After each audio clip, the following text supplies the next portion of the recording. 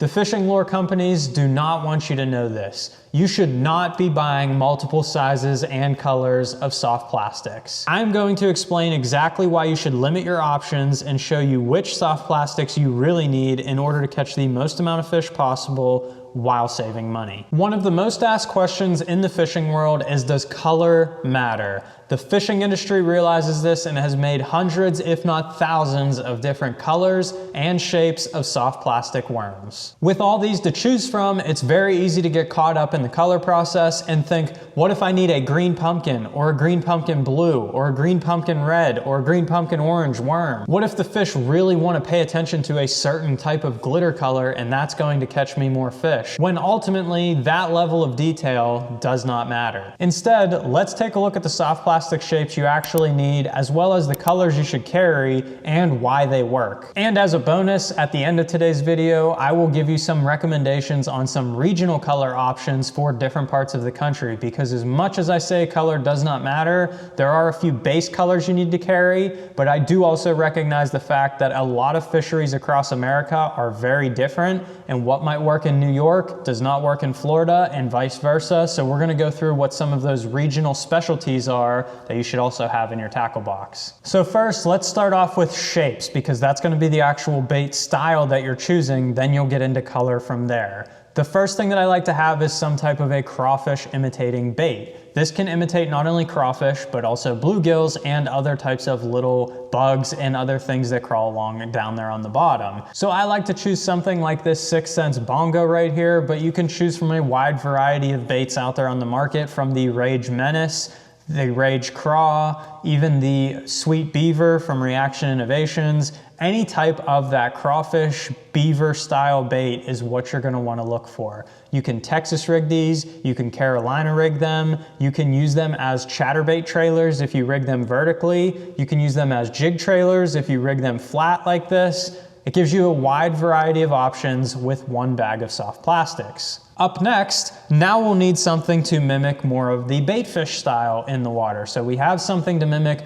bluegills, crawfish, stuff like that, but how do we mimic shad and herring and other types of minnows that are down there? I'm gonna go with some type of a paddle tail swim bait. So you can choose from the Divine Swimbaits, the Kitex, any type of little paddle tail swim bait like that in that 3 to 4 inch range. It's gonna allow you to do a lot of things with that as well. You can nose hook these on a drop shot. You can put them on a jig head. You can fish them on a swim jig or a chatterbait as a trailer. You can fish them on a weedless Texas rig through grass. It allows you to do a lot of different things with these guys as well. So that is a key shape that I like to keep in my tackle box too. Next is going to be some type of a fluke style bait. Whether you go with the 6th Sense Flush or the Zoom Super Fluke or any other types that you might like out there on the market, a fluke style bait is an absolute killer for bass. It always will catch fish, and it gives you that dying bait fish profile that is hard to mimic with any other style bait besides a jerk bait. These will work excellent at mimicking not only small minnows, shad, herring, stuff like that, but you can also mimic bluegills and perch and even baby bass using this same technique. However, this is going to be very limited to just bait fish mimicking profiles, but at the end of the day, fish love bait fish and they love injured bait fish, and that's exactly what this mimics. So it's one of the top shapes that you should keep on you at all times. And lastly is the worm style bait. A worm will always catch fish. It always works great for bass, and there's also thousands of options to choose from because of that. So I like to keep mine very simple. If I could only have one, it would be some type of a stick worm, the 6th Sense Clout, the Gary Yamamoto Senko, something like that. If I wanted to add in one extra one, it would be some type of a ribbon tail or curly tail worm, so that you can get something with action and something without action. So I would use this stick worm on the most lethargic fish when they really don't want to bite anything, and then I would use something like the 6th Sense Judge or the Zoom Speed Worm as my other one. It allows me to fish it as a reaction bait, reeling it through the water on like a Texas rig, or I could Carolina rig it, drag it on the bottom as a Texas rig. That also allows you to have a lot of versatility. So if you want to get both, you can. If you want to get one or the other, choose the one that you like the most in your body of water, but some type of a worm style is crucial for catching very lethargic bass. Now for the fun part, let's talk about color. Jokingly, we've said that what if you had like green pumpkin orange and green pumpkin blue and all these different glitters in this bait to make sure that you're matching the hatch perfectly for exactly what those fish want to eat. But in reality, that was a trap that I fell into when I first started fishing, and I truly thought that if fish were eating crawfish, my green pumpkin craw better have orange flake in it, but if I'm fishing for something that's mimicking bluegills, it better have some purple and gold flake in it. And in reality, I got way over scope in the amount of colors that I was carrying, but over the years I've started to pare that back down. I keep my few select styles and a few select colors, and I stick with what I have confidence in. So for each of these styles of baits, I now basically carry 2 colors in each of the styles. And it would be a base color. You can choose what you want within that base color, but as we go through them, just realize I'm talking about the base of the bait.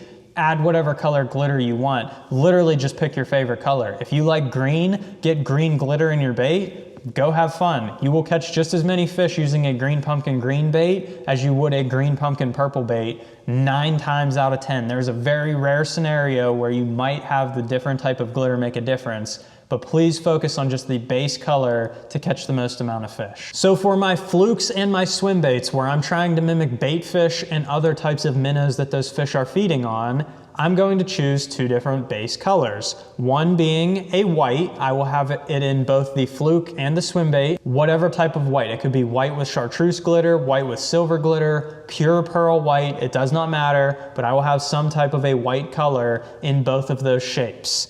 And then I will also have some type of what could mimic bluegills, perch, other types of minnows that have a dark back and a light belly. Up here in the Northeast, we fish a lot of rivers. They'll have that dark back and that light belly on the minnows so that they can't be seen from above. So this color is called Smallmouth Magic. This one's called Bluegill Flash, I believe, in the Kitech. And then I've even fished colors like Houdini, Watermelon Red, stuff like that in my flukes. Any of those types of colors, something with that green or a dark color back and a lighter belly, a pearl or a silver or a gold. It does not matter what color it is, just that contrast of a dark color to a light color to make it have that bait fish presence. When you're out there fishing and you're choosing between these 2 colors, I will choose the white color anytime I'm fishing around fish that are feeding on shad, herring, alewife, those schooling bait fish. And then, like I said, perch, bluegill, other types of minnows, I'll use that more natural color. And then also I'll judge by the water clarity. So if I have dirty water, I have a bait that covers that by using the white color. If I'm fishing in very clean water and I need something a little more translucent and a natural color, I'll use whatever natural color I pick with that dark back and that light belly. So it allows me to cover all water clarities and forage base with 2 colors. So now I have 4 baits in my tackle box right here. I have a light and a dark color of my swim baits and a light and a dark color of my fluke. I've only had to buy 4 bags of soft plastics. Now we can get into the worms and craws and talk about those color selections because they'll be slightly different. With my craws and worms, I will choose a base color of a natural color again. So for a natural color for me is going to be a green pumpkin or a watermelon, something in that greenish, light green category. Just a very muted color. A lot of bait fish and crawfish in nature are greens, browns, dark color that kind of blends in with the bottom. So that's where I'm gonna go with that darker color.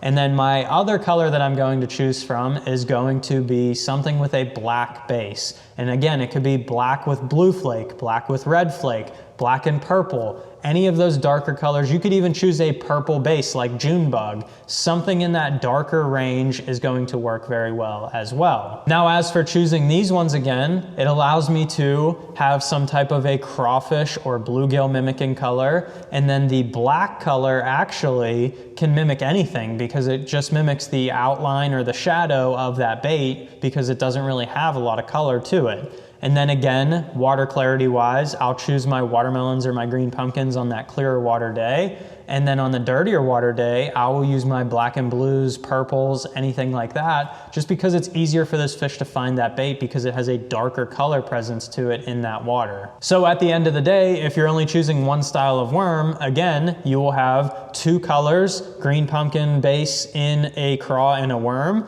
and 2 colors, black base, in a craw, and a worm. You'll have 4 more bags of soft plastics. With the average bag of soft plastics out there costing around $4 or $5, you're roughly at $40 in soft plastics. That's it. You could spend $40 on soft plastics and go anywhere in the country and catch them on those baits right there.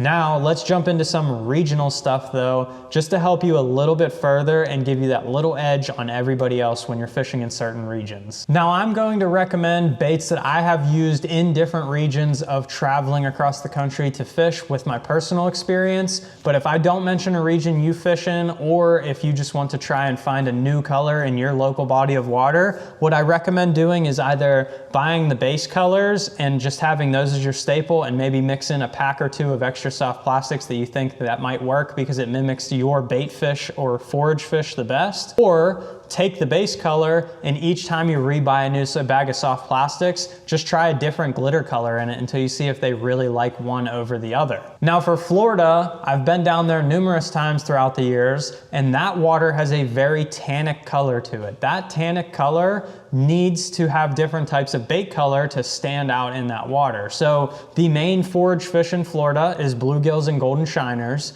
So a couple of my favorites down there are anything with gold. If you have a bait that has some gold glitter or just gold in it in general, that bait will always work better than something else down there just because of the region. The other thing that works really well is baits with red in it. That red stands out in that tannic water really well, where like chartreuse, it actually doesn't at all. It actually dulls out in that watercolor. So red will stand out much better and get you more bites. The last color is anything purple. So Junebug is an amazing color down there in Florida. It just stands out really well in that tannic color water. If you fish in the Northeast, like where I live, our main forage fish are perch, bluegill, and emerald shiners. Our bluegill also look different than the bluegill in Florida because the ones in Florida live in that tannic water, so they get a different coloration to them.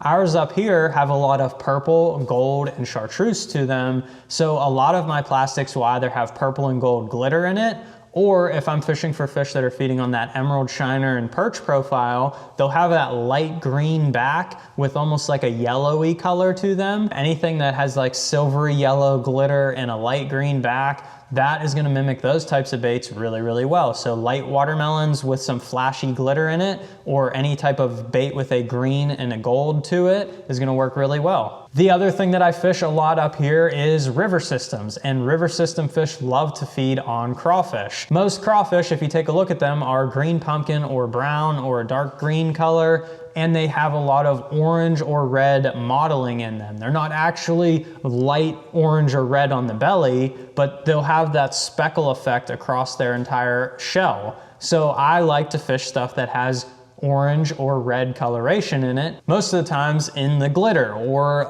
area of the bait will be a little bit more orange or red. That will help get me more bites when those fish are feeding on crawfish. And lastly is a very interesting phenomenon that I've experienced fishing tidal fisheries like the Potomac, the Chesapeake, and the James River. I'm sure this happens in other tidal fisheries as well, but those bass will actually eat blue crabs if they're present in that environment. So if the blue crabs are around and you know those bass are feeding on that, I have noticed that having any type of blue in your bait works really well. So any type of green pumpkin with blue is amazing when those fish are feeding on blue crabs, because the blue crabs have a very green-based shell and they have blue on the sides or underneath. It's an amazing colorway. Anytime I've been fishing those bodies of water and tried something with blue glitter, it will literally outperform other baits that are just regular green pumpkin. Again though, not saying you can't catch them on the green pumpkin, just a little trick over the years that I've learned in some of those environments. So now you know how you can save money on your soft plastics, but don't stop there. If you want to see how to save even more money on fishing tackle, check this video out right here where I break down even more tips on how to pare back your tackle selection to catch the most amount of bass. Hit the subscribe button down below, and thanks for watching. We'll see you on the next one.